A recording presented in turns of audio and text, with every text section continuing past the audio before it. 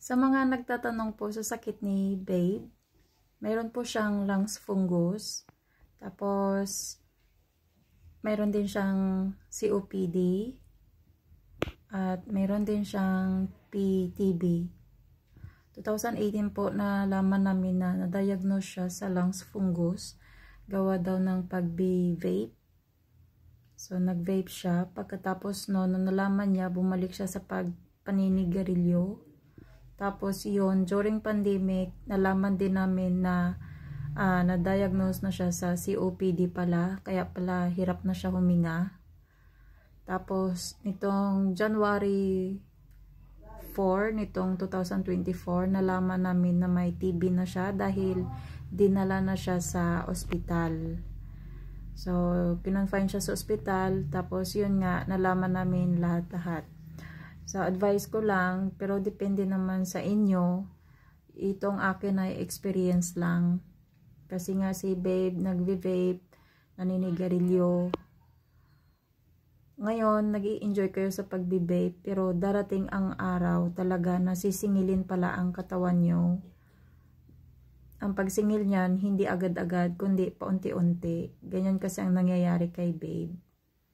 Tapos, yung paninigarilyo, maaaring nag-i-enjoy din kayo ngayon, pero darating ang araw na ganon din sa pagbe-vape na sisingiling kayo paunti-unti din. Hindi isa-isa, meron dyan na sabay-sabay. So, yung kay Babe kasi lumabas o na lumabas yung lungs fungus, yung baga niya, napuno na pala siya ng puro usok sa loob, kaya naging itim na. Kaya, ingatan natin ang mga katawan natin kasi sisingilin pala talaga tayo sa bandang huli. So, yun lang. Alagaan ninyo ang katawan nyo, lalo na sa mga nagbe-vape, nag-UC dyan. Alagaan yung mga katawan nyo kasi wala kayo din ang may hirapan sa bandang huli. So, yan po ang sakit ni Babe. Sa ngayon po, iniinom niya po ang gamot niya sa kanyang PTB. At yun nga, ang sign ng PTB sa kanya is hina siyang, tawag dito, yung panay antok siya, natutulog siya. Tapos, nagtataka kami kasi nawala na siya ng gana kumain since last year. So, doon nag-umpisa yon. Tapos, hanggang sa napansin ko na unti-unti na siyang pumapayat. Tapos, yun nga, nung pagsugod sa kanya sa ospital, doon nalaman yung araw na bago kami lumabas ng ospital, nag-request siya ng mga test kasi gusto niya malaman yung about sa cancer and other stuff. And doon nga nalaman na may PTB siya. So, binigyan siya ng gamot. Tapos, ngayon, umiinom siya ng gamot. Naging okay na siya. Bumalik na ang pagkain niya. Hindi na siya yung puro biscuit na lang.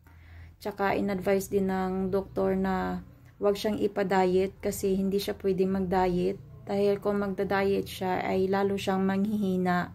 So, hindi si Babe pwede mag-diet. Walang bawal kay Babe. Maliban na lang sa yung hilaw na isda. Like, ngayon, yung mga kinilaw, mga ganon, hindi siya pwede dyan. Bawal din siya sa mga meat na hindi luto lang. Like, yung, like, yung steak, diba yung steak, yung rare, medium rare, well done, yung ganon. So, bawal siya dyan. Okay lang yung luto. Ganon. So, yun lang ang mga bawal sa kanya. Other than that, wala na po. Pwede si Babe kumain kahit anong gusto niya. Yung sa kape and other stuff. Umiinom din si Babe ng barley. Dalawa kami umiinom ng barley. Kasi naisip ko rin, kailangan ko rin magpalakas. Kasi nga inaalagaan ko sila. So, ayun, nagiinom na rin ako ng barley ngayon. So, ayan. Basta ingatan lang natin ang katawan natin. Huwag natin abusuhin ang katawan natin. Kasi darating talaga ang araw or ang panahon na sa bandang huli, tayo din pala ang magsasuffer.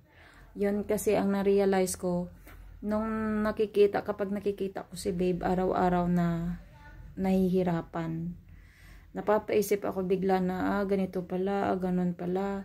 Ay, kasi pala, nung bata pa, nag-enjoy sa pag-UC, nag-enjoy sa pag-inom, nag-enjoy sa pag-ganito, ganyan.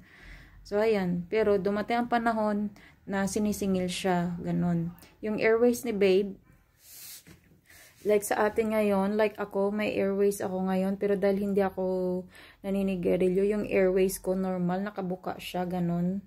Pero yung kay Wave kasi, since na nag-vape siya noon, tapos naninigarilyo siya, yung airways niya pala, unti-unti nang sumasara, yung sa kanya, nagiging tight. Nagiging tight na siya. So, yung butas na yun, natakpan na siya ng, ano ba yun? Yung, basta nagiging sarado na yung airways niya, kaya yung paghinga niya hirap na. So binibigyan siya ng gamot para mabuksan kunti yung airways niya. Tapos ito nga, maintenance yung oxygen, tsaka yung nebulizer, tsaka yung inhaler. So hindi pwedeng wala kaming oxygen, hindi pwede walang nebulizer, yung mga ganon. So kapag kailangan niya ng oxygen at nebulizer, yung ginagamit niya. So maintenance siya na yon.